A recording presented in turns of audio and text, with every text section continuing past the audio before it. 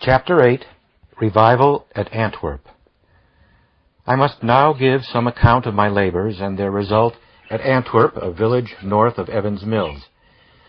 I arrived there the first time in April and found that no religious services of any kind were held in the town.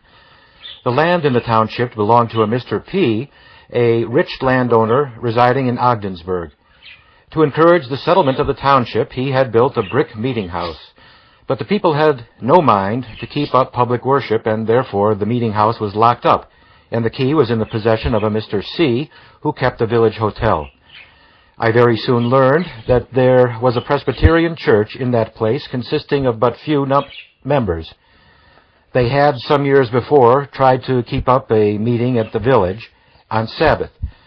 But one of the elders who conducted their Sabbath meetings lived about 5 miles out of the village and was obliged, in approaching the village, to pass through a Universalist settlement. The Universalists had broken up the village meeting by rendering it impossible for Deacon R., as they called him, to get through their settlement to meeting. They would even take off the wheels of his carriage, and finally they carried their opposition so far that he gave up attending meetings at the village, and all religious services at the village and in the township, so far as I could learn, were relinquished. I found Mrs. C., the landlady, a pious woman. There were 2 other pious women in the village, a Mrs. R., the wife of a merchant, and a Mrs. R., the wife of a physician. It was on Friday, if I remember right, that I arrived there. I called on those pious women and asked them if they would like to have a meeting. They said that they would, but they did not know that it would be possible. Mrs. H. agreed to open her parlor that evening for a meeting if I could get anyone to attend. I went about and invited the people and secured the attendance, I think, of some 13 in her parlor. I preached to them and then said that if I could get the use of the village schoolhouse, I would preach on Sabbath. I got the consent of the trustees, and the next day an appointment was circulated around and among the people for a meeting at the schoolhouse Sabbath morning. In passing around the village, I heard a vast amount of profanity. I thought I had never heard so much in any place that I had ever visited. It seemed as if the men, in playing ball upon the green and in every business place that I stepped into, were all cursing and swearing and damning each other. I felt as if I had arrived upon the borders of hell. I had a kind of awful feeling, I recollect, as I passed around the village on Saturday. The very atmosphere seemed to me to be poison, and a kind of terror took possession of me. I gave myself to prayer on Saturday and finally urged my petition till this answer came. Be not afraid, but speak, and hold not thy peace, for I am with thee, and no man shall set on thee to hurt thee, for I have much people in this city. This completely relieved me of all fear. I found, however, that the Christian people there were really afraid that something serious might happen if religious meetings were again established in that place. I spent Saturday very much in prayer, but passed around the village enough to see that the appointment that had been given out for preaching at the schoolhouse was making quite an excitement. Sabbath morning I arose and left my lodgings in the hotel, and in order to get alone where I could let out my voice as well as my heart, I went up into the woods at some distance from the village and continued for a considerable time in prayer.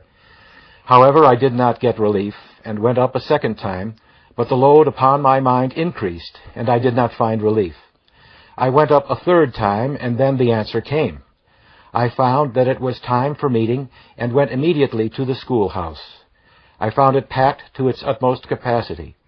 I had my pocket Bible in my hand, and read to them this text: God so loved the world that he gave his only begotten Son, that whosoever believeth in him might not perish, but have everlasting life. I cannot remember much that I said, but I know that the point on which my mind principally labored was the treatment which God received in return for his love. The subject affected my own mind very much, and I preached and poured out my soul and my tears together. I saw several of the men there from whom I had, the day before, heard the most awful profanity. I pointed them out in the meeting and told what they said, how they called on God to damn each other. Indeed, I let loose my whole heart upon them. I told them they seemed to howl blasphemy about the streets like hellhounds, and it seemed to me that I had arrived on the very verge of hell. Everybody knew that what I said was true, and they quailed under it. They did not appear offended, but the people wept about as much as I did myself. I think there were scarcely any dry eyes in the house. Mr. C., the landlord, had refused to open the meeting house in the morning, but as soon as these first services closed, he arose and said to people that he would open the meeting house in the afternoon. The people scattered and carried the information in every direction, and in the afternoon the meeting house was nearly as much crowded as the schoolhouse had been in the morning. Everybody was out at meeting, and the Lord let me loose upon them in a wonderful manner. My preaching seemed to them to be something new. Indeed, it seemed to myself as if I could rain hell and love upon them at the same time, or, in other words, that I could rain upon them hail in love. It seemed as if my love to God, in view of the abuse which they heaped upon him, sharpened up my mind to the utmost intense agony. I felt like rebuking them with all my heart, and yet with a compassion which they could not mistake. I never knew that they accused me of severity, although I think I never spoke with more severity, perhaps, in my life. But the labors of this day were effectual to the conviction of the great mass of the population. From that day, appoint a meeting when and where I would, anywhere round about, and the people would throng to hear. The work immediately commenced and went forward with great power. I preached twice in the village church on Sabbath, attended a prayer meeting at intermission, and generally preached somewhere in a schoolhouse in the neighborhood at 5 o'clock in the afternoon. On the third Sabbath that I preached there, an aged man came to me as I was entering the pulpit and asked me if I would not go and preach in a schoolhouse in his neighborhood, about 3 miles distant, saying that they had never had any services there. He wished me to come as soon as I could. I appointed the next day, Monday, at 5 o'clock in the afternoon. It was a warm day. I left my horse at the village and thought I would walk down so that I should have no trouble in calling along on the people in the neighborhood of the schoolhouse. However, before I reached the place, having labored so hard on the Sabbath, I found myself very much exhausted and sat down by the way and felt as if I could scarcely proceed. I blamed myself for not having taken my horse.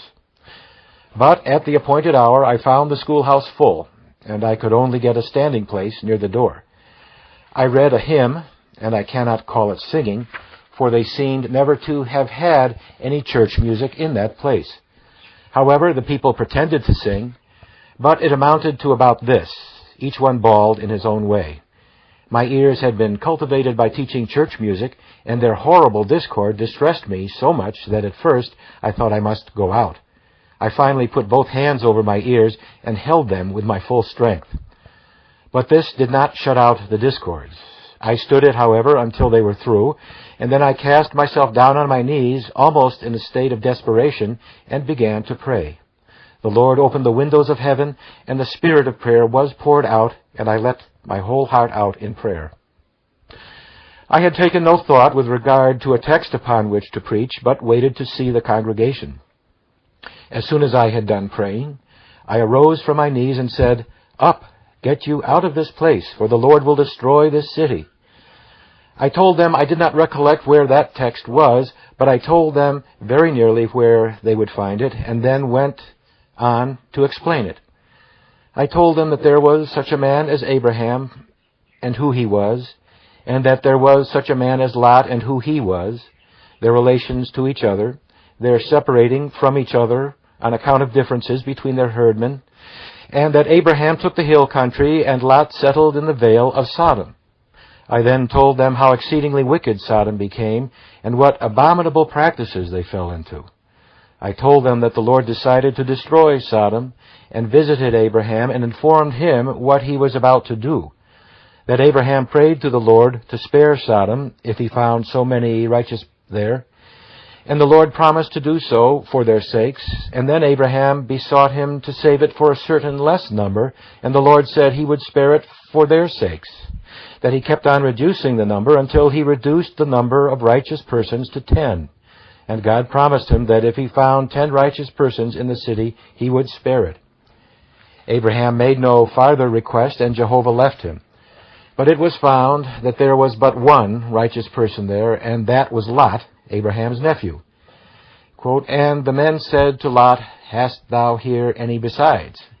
Son-in-law, and thy sons, and thy daughters, and whatsoever thou hast in the city, bring them out of this place. For we will destroy this place, because the cry of them is waxen great before the face of the Lord, and the Lord hath sent us to destroy it." While I was relating these facts, I observed the people looking as if they were angry. Many of the men were in their shirt sleeves, and they looked at each other and at me as if they were ready to fall upon me and chastise me on the spot. I saw their strange and unaccountable looks and could not understand what I was saying that had offended them. However, it seemed to me that their anger rose higher and higher as I continued the narrative. As soon as I had finished the narrative, I turned upon them and said that I understood that they had never had a religious meeting in that place, and that therefore I had a right to take it for granted, and was compelled to take it for granted, that they were an ungodly people. I pressed that home upon them with more and more energy, with my heart full almost to bursting. I had not spoken to them in this strain of direct application, I should think, more than a quarter of an hour, when all at once an awful solemnity seemed to settle down upon them. The congregation began to fall from their seats in every direction and cried for mercy. If I had had a sword in each hand, I could not have cut them off their seats as fast as they fell. Indeed, nearly the whole congregation were either on their knees or prostrate, I should think, in less than 2 minutes from this first shot that fell upon them. Every one prayed for himself who was able to speak at all. Of course, I was obliged to stop preaching, for they no longer paid any attention. I saw the old man who had invited me there to preach, sitting about the middle of the house and still looking around with utter amazement. I raised my voice almost to a scream to make him hear, and pointing to him said, "Can't you pray?" He instantly fell upon his knees and with a stentorian voice poured himself out to God, but he did not at all get the attention of the people. I then spake as loud as I could and tried to make them attend to me. I said to them, "You are not in hell yet, and now let me direct you to Christ." For a few moments I tried to hold forth the gospel to them, but scarcely any of them paid any attention. My heart was so overflowing with joy at such a scene that I could hardly contain myself. It was with much difficulty that I refrained from shouting and giving glory to God. As soon as I could sufficiently control my feelings, I turned to a young man who was close to me and was engaged in praying for himself, laid my hand on his shoulder, thus getting his attention, and preached in his ear Jesus. As soon as I got his attention to the cross of Christ, he believed, was calm and quiet for a minute or two, and then broke out in praying for the others. I then turned to another and took the same course with him, with the same result, and then another and another. In this way I kept on until I found the time had arrived when I must leave them and go and fulfill an appointment in the village. I told them this and asked the old man who had invited me there to remain and take charge of the meeting while I went to my appointment. He did so. But there was too much interest, and there were too many wounded souls to dismiss the meeting, and so it was held all night. In the morning, there were still those there that could not get away, and they were carried to a private house in the neighborhood to make room for the school. In the afternoon, they sent for me to come down there, as they could not yet break up the meeting. I went down the second time. I got an explanation of the anger manifested by the congregation during the introduction of my sermon the day before. I learned that the place was called Sodom, but I knew it not, and that there was but one pious man in the place, and him they called Lot. This was the old man that invited me there. The people supposed that I had chosen my subject and preached to them in that manner because they were so wicked as to be called Sodom. This was a striking coincidence, but so far as I was concerned, it was altogether accidental. I have not been in that place for many years. A few years since, I was laboring in Syracuse in the state of New York. Two gentlemen called upon me one day, one an elderly man, the other not quite 50 years of age. The younger man introduced the older one to me as Deacon W., elder in his church, saying that he had called on me to give $100 to Oberlin College. The older man in his turn introduced the younger, saying, "This is my minister, the Reverend Mr. Cross. He was converted under your ministry." Whereupon Mr. Cross said to me, "Do you remember preaching at such a time in Antwerp, and in such a part of the town, in the schoolhouse, in the afternoon, and that such a scene describing it occurred there?" I said, "I remember it very well, and I can never forget it while I remember anything." "Well," said he, "I was then but a young man, and was converted in that meeting." He has been many years a successful minister. Several of his children have obtained their education in our college in Oberlin. As nearly as I can learn, although that revival came upon them so suddenly and was of such a powerful type, the converts were sound, and the work permanent and genuine. I never heard of any disastrous reaction as having taken place. I have spoken of the Universalists having prevented Deacon R. from attending religious meetings on Sabbath in the village of Antwerp by taking off the wheels of his carriage. When the revival got its full strength, Deacon R. wanted me to go and preach in that neighborhood.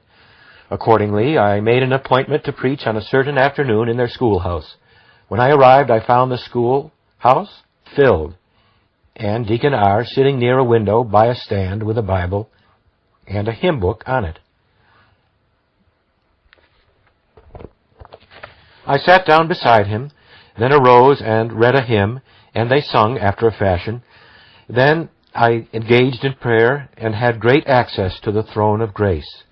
I then arose and took this text: "Ye serpents, ye generation of vipers, how can ye escape the damnation of hell?"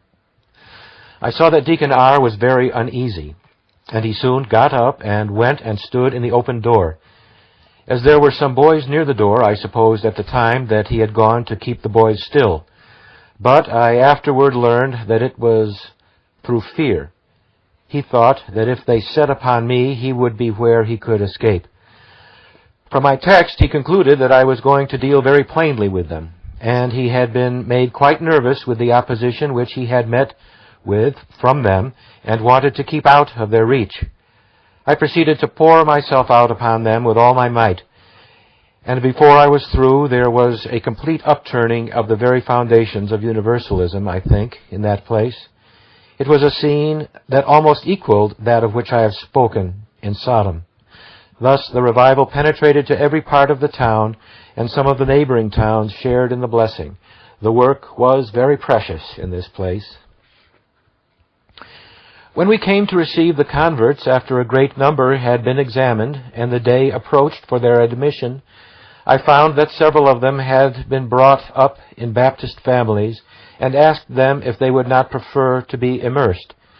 They said they had no choice, but their parents would prefer to have them immersed. I told them I had no objection to immersing them if they thought it would please their friends better, and themselves as well. Accordingly, when Sabbath came, I arranged to baptize by immersion during the intermission. We went down to a stream that runs through the place, and there I baptized, I should think, a dozen or more. When the hour for afternoon services arrived, we went to the meeting house, and there I baptized a great number of persons by taking water in my hand and applying it to the forehead. The administration of the ordinance in the church was so manifestly owned and blessed of God as to do much to satisfy the people that that mode of baptism was acceptable to Him. Among the converts was also a considerable number whose friends were Methodists. On Saturday I learned that some Methodist people were saying to the converts, "Mr. Finney is a Presbyterian. He believes in the doctrine of election and predestination. But he has not preached it here. He dare not preach it because if he should, the converts would not join his church." This determined me to preach on the doctrine of election the Sabbath morning previous to their joining the church. I took my text and went on to show, first, what the doctrine of election is not; secondly, what it is; thirdly, that it is a doctrine of the Bible; fourthly, that it is the doctrine of reason; Fifthly, that to deny it is to deny the very attributes of God. Sixthly, that it opposes no obstacle in the way of the salvation of the non-elect. Seventhly, that all men may be saved if they will. And lastly, that it is the only hope that anybody will be saved. And concluded with remarks. The Lord made it exceedingly clear to my mind, and so clear to the people, that I believe it convinced Methodists themselves. I never heard a word said against it, or a word of dissatisfaction with the argument. While I was preaching, I observed a Methodist sister with whom I had become acquainted, and whom I regarded as an excellent Christian woman, weeping as she sat near the pulpit stairs. I feared that I was hurting her feelings. After the close of the meeting, she remained sitting and weeping, and I went to her and said to her, "Sister, I hope I have not injured your feelings." "No," said she, "you have not injured my feelings, Mr. Finney, but I have committed a sin. No longer ago than last night, my husband, who is an impenitent man, was arguing this very question with me, and maintaining, as best he could, the doctrine of election. Said she, I resisted it, and told him that it was not true. And now, today, you have convinced me that it is true. And instead of forming any excuse for my husband or anybody else, it is the only hope I can have that he will be saved or anybody else." I heard no farther objection to the converts joining a church that believed in the doctrine of election. There was a great many interesting cases of conversion in this place, and there were two very striking cases of instantaneous recovery from insanity during this revival. As I went into meeting in the afternoon of one Sabbath, I saw several ladies sitting in a pew with a woman dressed in black who seemed to be in great distress of mind, and they were partly holding her and preventing her from going out. As I came in, one of the ladies came to me and told me that she was an insane woman, that she had been a Methodist, but had, as she supposed, fallen from grace, which led to despair, and finally to insanity. Her husband was an intemperate man, and lived several miles from the village, and he had brought her down and left her at the meeting, and had himself gone to the tavern. I said a few words to her, but she replied that she must go, that she could not hear any praying or preaching or singing, that hell was her portion, and she could not endure anything that made her think of heaven. I cautioned the ladies privately to keep her in her seat, if they could, without her disturbing the meeting. I then went into the pulpit and read a hymn. As soon as the singing began, she struggled hard to get out, but the ladies obstructed her passage and kindly but persistently prevented her escape. After a few moments she became quiet, but seemed to avoid hearing or attending at all to the singing. I then prayed. For some little time I heard her struggling to get out, but before I had done, she became quiet, and the congregation was still. The Lord gave me a great spirit of prayer and a text, for I had no text settled upon before. I took my text from Hebrews. Let us come boldly unto the throne of grace, that we may obtain mercy and find grace to help in time of need. My object was to encourage faith in ourselves and in her, and in ourselves for her. When I began to pray, she at first made quite an effort to get out, but the ladies kindly resisted, and she finally sat still, but held her head very low, and seemed determined not to attend to what I said. But as I proceeded, she began gradually to raise her head and to look at me from within her long black bonnet. She looked up more and more until she sat upright and looked me in the face with intense earnestness. As I proceeded to urge the people to be bold in their faith, to launch out and commit themselves with the utmost confidence to God through the atoning sacrifice of our great high priest, all at once she startled the congregation by uttering a loud shriek. She then cast herself almost from her seat, held her head very low, and I could see that she trembled very exceedingly. The ladies in the pew with her partly supported her and watched her with manifest prayerful interest and sympathy. As I proceeded, she began to look up again, and soon sat upright with face wonderfully changed, indicating triumphant joy and peace. There was such a glow upon her countenance as I have seldom seen in any human face. Her joy was so great that she could scarcely contain herself till meeting was over, and then she soon made everybody understand around her that she was set at liberty.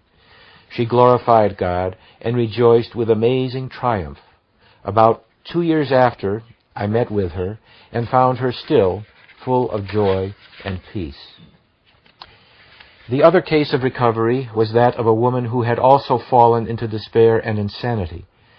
I was not present when she was restored, but was told that it was almost or quite instantaneous by means of a baptism of the Holy Spirit. Revivals of religion are sometimes accused of making people mad.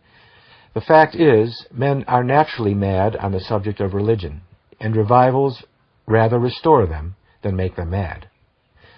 During this revival, we heard much of opposition to it from Gouverneur, a town about 12 miles, I believe, farther north. We heard that the wicked threatened to come down and mob us and break up our meetings. However, of course, we paid no attention to that, and I mention it here only because I shall have occasion soon to notice a revival there. Having received the converts and having labored in Antwerp, together with Evans Mills, until the fall of the year, I sent and procured for them a young man by the name of Denning, whom they settled as pastor. I then suspended my labors at Antwerp.